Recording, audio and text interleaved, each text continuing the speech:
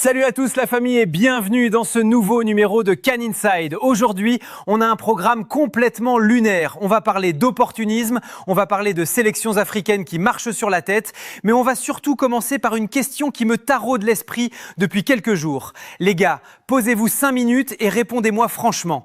L'Argentine, en ce moment, il prépare la Coupe du Monde ou il prépare la prochaine Coupe d'Afrique des Nations? Non mais sérieusement, je ne sais pas si vous vous rendez compte de la dinguerie du calendrier de l'Albi-Céleste. En l'espace d'à peine un an, l'Argentine vient de programmer 3 matchs amicaux consécutifs contre des équipes africaines. L'Angola, la Mauritanie et la Zambie. 3 matchs. Ils ont disputé plus de rencontres amicales contre des nations de notre continent en 12 mois que dans toute leur histoire footballistique réunie. Quand tu vois une anomalie statistique pareille, tu te dis forcément qu'il y a anguille sous roche. C'est là que je suis intimement convaincu qu'ils ont un message politique très clair à nous faire passer. Les Argentins sont en pleine opération séduction, ils ont un agenda bien précis en tête. Mais gardez ça dans un coin de votre tête, on y reviendra et on décortiquera leur vraie stratégie dans la deuxième partie de cette vidéo. Avant de parler des champions du monde, il faut qu'on crève un abcès. Il faut qu'on parle d'un fléau qui est en train de gangrener notre football. On se rend compte aujourd'hui qu'absolument aucune nation africaine n'est épargnée par le virus des binationaux opportunistes. C'est aussi simple et aussi triste que ça, les frères. Que ce soit les géants du continent ou les sélections plus modestes, tout le monde est touché. On a eu notre dose de scandale récemment avec les grandes nations, on va pas se mentir. On a vu le cas hallucinant d'Issa Diop. Le mec a 29 ans, il crache littéralement sur la sélection marocaine pendant des années en expliquant devant les caméras que ce serait de la pure hypocrisie de jouer pour un autre pays que l'équipe de France. Et paf, à 3 mois de la Coupe du Monde, voyant que la porte des Bleus est définitivement cadenassée, il retourne sa veste et choisit le Maroc. On a vu Rani Khedira, 32 ans, faire exactement la même chose avec la Tunisie juste avant le Mondial. On a vu le sketch d'Alban Lafont qui du jour au lendemain s'est découvert ou s'est inventé un grand-père ivoirien pour pouvoir intégrer les éléphants alors qu'il était initialement censé s'engager avec le Burkina Faso. On a vu l'Algérie forcer avec le dossier Lucas Zidane. On a vu Malang Sarr avec le Sénégal. Bref, la liste est longue comme le bras. Quand ça touche les grandes sélections maghrébines ou ouest-africaines, tristement, ça ne nous surprend même plus. On a presque fini par s'y habituer. Mais là où on vient de franchir un cap dans l'absurde, dans le ridicule absolu, c'est que même la Mauritanie vient d'entrer dans la danse. Les gars, asseyez-vous bien. Jordan Lefort, 32 ans, défenseur français, il vient d'annoncer qu'il choisissait de représenter la sélection de Mauritanie. 32 piges! Quand un joueur attend d'avoir 32 ans pour déclarer sa flamme à une sélection africaine, le message est clair comme de l'eau de roche. Il a compris que l'équipe de France, c'était mort et enterré. À 27 ou 28 ans, il se disait peut-être qu'avec un concours de circonstances incroyables, une épidémie de blessures, des suspensions en cascade, il avait 0,1% de chance d'être appelé par Didier Deschamps. Donc il a fait poireauter le continent africain. Mais une fois la trentaine passée, la réalité le rattrape et il se rabat sur le plan B, ou plutôt le plan Z. Quand tu entends un joueur faire ce choix par pur dépit à la fin de sa carrière, je vous le dis droit dans les yeux, c'est littéralement cracher sur le maillot et sur l'histoire de la sélection qui t'accueille. Mais le cas de Jordan Lefort est tellement exceptionnel qu'il mérite qu'on s'y attarde, car il vient de remporter le ballon d'or de l'opportunisme. Mais là les gars, accrochez-vous bien à vos sièges, parce que ce qui est extraordinaire avec Jordan Lefort, c'est qu'il vient littéralement de remporter le ballon d'or incontesté de l'opportunisme. Dans toute l'histoire du football africain, c'est du jamais vu, c'est une dinguerie absolue. Et croyez-moi, on en parlera longuement ce soir en live sur Twitch à partir de 23h30. Parce que cette multiplication des cas de binationaux de la dernière chance commence réellement à ridiculiser notre continent. Regardez bien la différence. Quand on parlait du cas Alban Lafont tout à l'heure, qui s'est soudainement découvert un grand-père ivoirien dans son arbre généalogique, alors qu'il visait à la base le Burkina Faso, à la limite, on souffle un grand coup, on lève les yeux au ciel, mais on se dit, vas-y, pourquoi pas, le mec reste africain malgré tout, il a des origines burkinabées, la Côte d'Ivoire c'est juste à côté, il y a une logique géographique et culturelle. Mais là, le mec n'a strictement rien à voir avec la Mauritanie. Zéro, nada. Il n'a jamais vécu en Mauritanie. Il n'a aucune origine mauritanienne dans son sang. Il n'est pas né sur le sol mauritanien. À la limite, si c'était un joueur né en Afrique parce que ses parents y travaillaient à l'époque et qu'il avait gardé un lien affectif avec le pays, on pourrait le comprendre. Mais la justification officielle pour sa naturalisation sportive, elle est complètement folle, les frères. Vous êtes prêts ? Il a obtenu son passeport et le droit de jouer pour les Mourabitoun parce qu'il est marié à une femme mauritanienne. Non, mais j'applaudis. Franchement, il faut applaudir le culot. On a atteint un niveau d'opportunisme stratosphérique.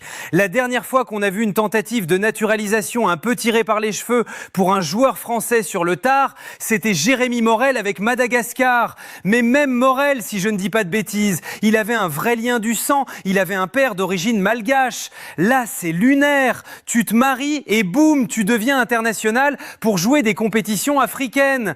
Alors attention qu'on se comprenne bien, le problème de fond, ce n'est pas de taper sur la Mauritanie gratuitement. Pour une sélection en plein développement, on peut comprendre l'envie d'attirer des joueurs professionnels formés en Europe pour franchir un cap.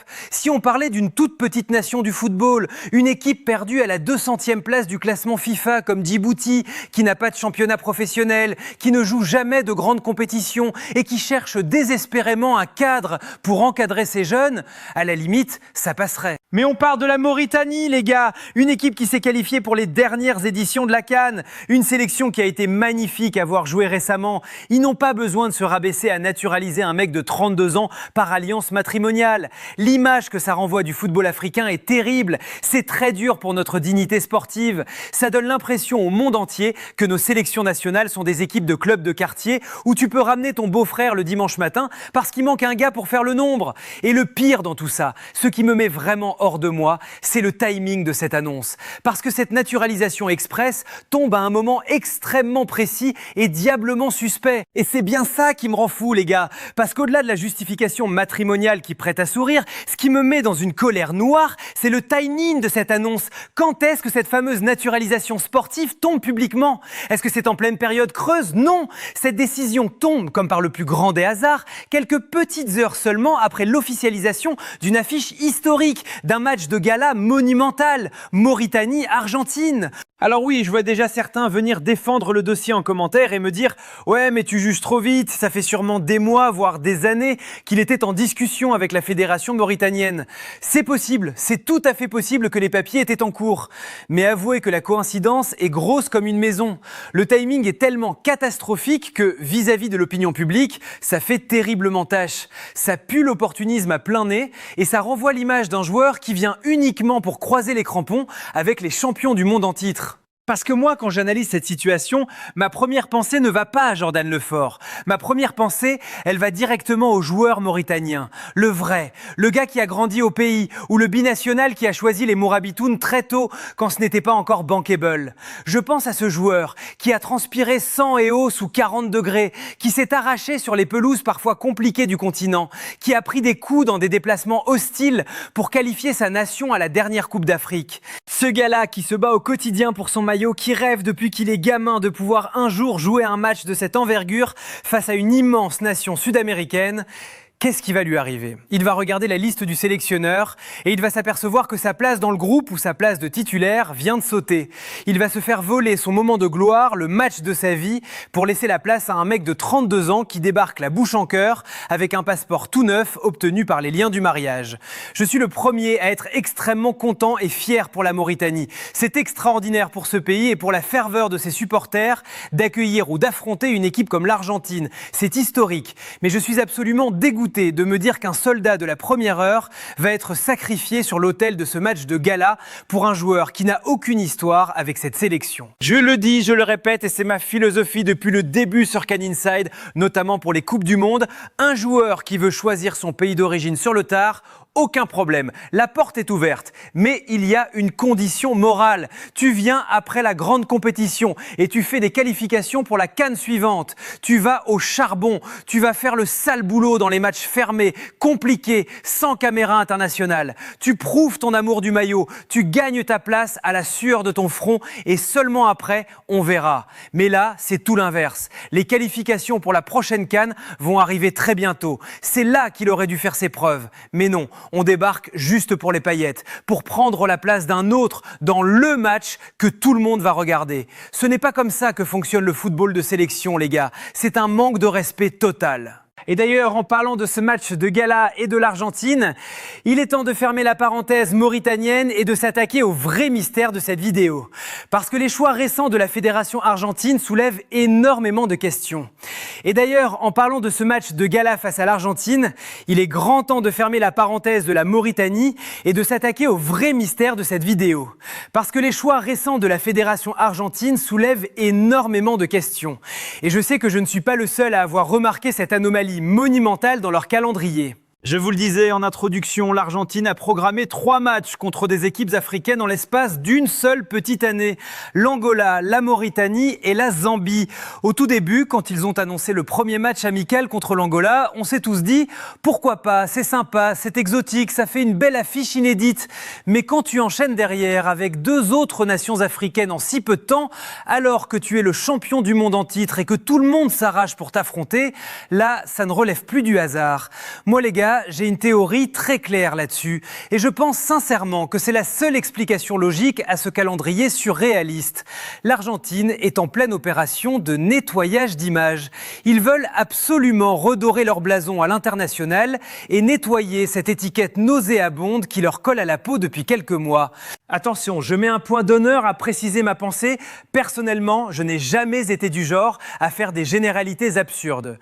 Je ne suis pas là pour pointer du doigt tout un peuple et dire que tous les Argentins sont racistes. Ce serait complètement faux et injuste. Mais il faut regarder la réalité en face. L'image de la sélection argentine a été salie, et à juste titre, par des polémiques à répétition. On a tous vu les vidéos en direct sur les réseaux sociaux. On a tous entendu les propos et les chants, pour ne pas dire les insultes, de certains joueurs. Quant à un Enzo Fernandez qui entonne des chants ouvertement racistes et xénophobes, ciblant des joueurs d'origine africaine après la Copa América. Quant à un joueur comme Gianluca Prestiani qui tient des propos ou a des attitudes plus que limites, tout ça fait le tour du monde. On en a déjà parlé sur la chaîne. On a condamné fermement ces comportements. La fédération argentine a pris une tempête médiatique mondiale sur la tête.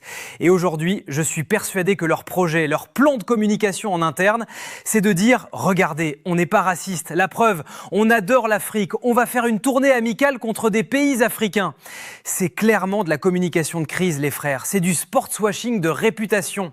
Et s'il vous plaît, ne venez pas me sortir l'excuse de sportive ou tactique dans les commentaires. J'entends déjà certains experts m'expliquer doctement « Non mais CanInside, tu racontes n'importe quoi. C'est juste parce que l'Argentine est dans le même groupe que l'Algérie pour la prochaine Coupe du Monde. Donc ils veulent se préparer à affronter une équipe africaine. MDR. Mais quelle blague! Ça n'a absolument rien à voir, les gars. Depuis quand tu joues contre la Mauritanie, l'Angola et la Zambie pour préparer tactiquement un match contre l'équipe d'Algérie? C'est quoi le rapport entre ces sélections, à part le fait qu'elles soient situées sur le même continent? Au niveau du style de jeu, de l'intensité, de la technique, du bloc équipe, ça n'a strictement rien à voir. C'est comme si je vous disais que l'Algérie allait faire un match amical contre les îles Féroé pour préparer un choc contre l'Espagne. C'est un non-sens absolu. Si tu veux vraiment te préparer au style de jeu de l'Algérie, tu ne vas pas chercher ces équipes-là. Tu joues contre certaines sélections sud-américaines très techniques ou contre des équipes au profil méditerranéen. En plus, dans leur groupe de Coupe du Monde, les Argentins n'ont pas que l'Algérie. Ils ont aussi l'Autriche qui est une solide sélection européenne et la Jordanie qui est asiatique. S'ils voulaient vraiment préparer leur poule, ils auraient pu inviter de bonnes sélections asiatiques ou européennes. Mais non, ils ont ciblé 3 pays africains. Le message politique est cousu de fil blanc. Mais bon, au final, une fois qu'on a dit tout ça, une fois qu'on a mis sur la table cette théorie très probable du grand nettoyage d'image de la fédération argentine, il faut aussi savoir être pragmatique et regarder le bon côté des choses. Car oui les frères, il y a un aspect extrêmement positif dans toute cette histoire pour notre continent. Malgré les intentions potentiellement politiques ou de communication cachées derrière la programmation de l'Albi-Céleste, ça va être des matchs absolument incroyables pour le football africain. Des matchs passionnants à suivre, à analyser et à vivre. Je pense très sincèrement que les supporters de ces nations, que ce soit le peuple mauritanien, les fans angolais ou les supporters zambiens, méritent amplement ce genre de rencontres de prestige. Ce sont des nations qui vivent le football avec une passion débordante, souvent dans l'ombre des géants du continent. Et s'offrir un match de gala contre les triples champions du monde en titre, c'est une fête nationale. C'est une expérience inestimable pour ces joueurs de se frotter au très très haut niveau international. Mais vous savez ce qui est le plus fou dans tout ça ? C'est le paradoxe total de la situation. C'est quand même le monde à l'envers quand on y pense. Prenez une équipe comme la Mauritanie. Avec tout le respect et l'amour que j'ai pour les Mourabitounes, ils ne sont pas qualifiés pour la Coupe du Monde. Ils n'ont pas fait un parcours extraordinaire lors de la dernière Coupe d'Afrique des Nations. C'est exactement le même constat pour la Zambie, qui n'a pas particulièrement brillé sur la scène continentale récemment. Et pourtant, ces équipes-là, qui sont en pleine reconstruction ou en phase de progression, réussissent aujourd'hui à décrocher des matchs amicaux d'une qualité monumentale. Ils ont un meilleur calendrier amical que 95% des sélections africaines. Regardez les mastodontes de notre continent. Même les finalistes de la dernière CAN, que ce soit le Grand Sénégal ou le Maroc, peinent souvent à trouver des sparring partners de ce calibre hors compétition officielle. Les géants africains galèrent parfois à organiser des amicaux contre le top 5 mondial à cause de problèmes de calendrier, de droits TV ou de logistique. Et là, tu as la Mauritanie et la Zambie qui s'offrent l'Argentine sur un plateau. C'est ça qui est absolument extraordinaire dans le football moderne, les gars. Alors on ne va pas bouder notre plaisir, ça va être un match fascinant à observer. On va guetter ça de très près, on va analyser la prestation des joueurs locaux face à l'Armada argentine. Et on va surtout observer le comportement de ce fameux Jordan Lefort s'il est aligné sur le terrain avec son maillot flambant neuf. C'est la fin de cette vidéo, coup de gueule et analyse sur Can Inside, la famille. Comme d'habitude, la parole est à vous dans l'espace commentaire. Je veux que vous fassiez exploser les claviers avec vos arguments. Que pensez-vous du cas Jordan Lefort? Est-ce le plus grand scandale d'opportunisme de l'histoire du foot africain ou donnez-vous raison à la Mauritanie de prendre un joueur d'expérience? Êtes-vous d'accord avec ma théorie? L'Argentine fait-elle une tournée africaine uniquement pour nettoyer son image suite au scandale de racisme? Quel est votre pronostic pour ce fameux match de gala entre la Mauritanie et l'Argentine? N'hésitez pas à débattre dans le respect, je lirai et je répondrai à un maximum de commentaires. On se retrouve ce soir à 23h30 en direct sur Twitch pour prolonger le débat avec vous. D'ici là, n'oubliez pas de lâcher votre plus gros pouce bleu pour soutenir le travail de la chaîne. Abonnez-vous si ce n'est pas encore fait et activez la cloche. Prenez soin de vous et de vos proches, c'était Can Inside, à très vite.